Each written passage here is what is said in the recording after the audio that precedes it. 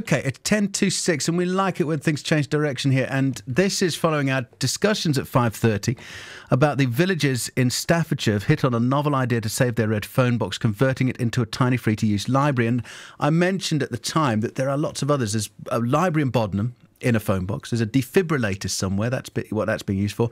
There's a coffee shop somewhere in Birmingham, and there are cash machines in Worcester. And we've had a text, and we thought we'd better do some more digging and investigations, and it would appear that we have Michael with us, whose great-great-uncle was kind of the guy behind the phone box. Hello, Michael. Hello, how are you doing? Good, thank you. And just tell us, it was your great-great-uncle. Who was your great-great-uncle? Sir Giles Gilbert Scott. Okay, and he did what, for those who aren't up on their phone box history? He designed the K2 telephone box, so the one that we see in our countryside and town centres and city centres. So the general red telephone box that you see everywhere is the K2 telephone box. And Sir Giles, he entered the competition, and his design won the competition. So the red telephone boxes were produced to his design and distributed around the country.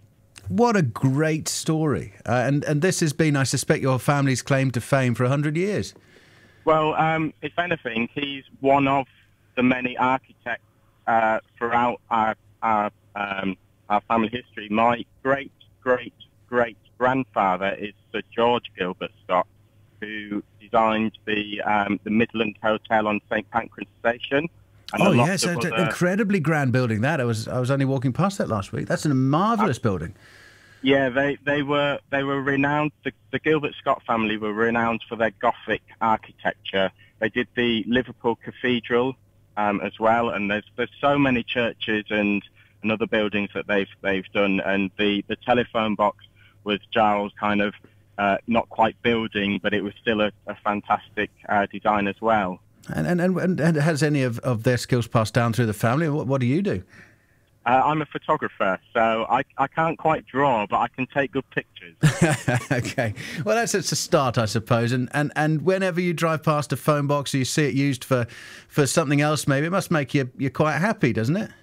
It does. If anything, I'm a volunteer at Drakelo Tunnels, and my driving route to Drakelo actually takes me through Clent, and Clent have a telephone box that they've used as a library as well.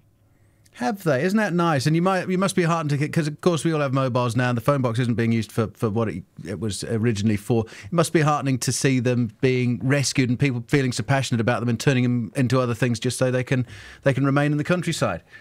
It is. I mean, even there are some areas in the countryside that you still can't get mobile phone reception, so they are still a telephone in those areas.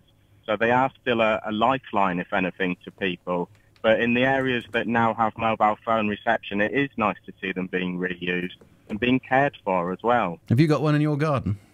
I don't know. They're too heavy. Okay. Hey, good call. Thank you, Michael. Thanks for listening. No problem. Thank you very much. Okay, Michael Scott. He is just over the border into South Birmingham, I think, and he got in touch with his family's claim to fame with the great-great-uncle there being Sir Giles Gilbert Scott. It's the greatest story I've heard. Avonscroft, of course, in Bromsgrove has the National Telephone Kiosk Collection, and my colleague Nick says the defib phone box is at the Witch Cutting at Colwell. And in Dindor, this is also lovely. We could do a whole programme on phone boxes. In Dindor, they adopted their phone box, and it has village notices and fresh flowers in it.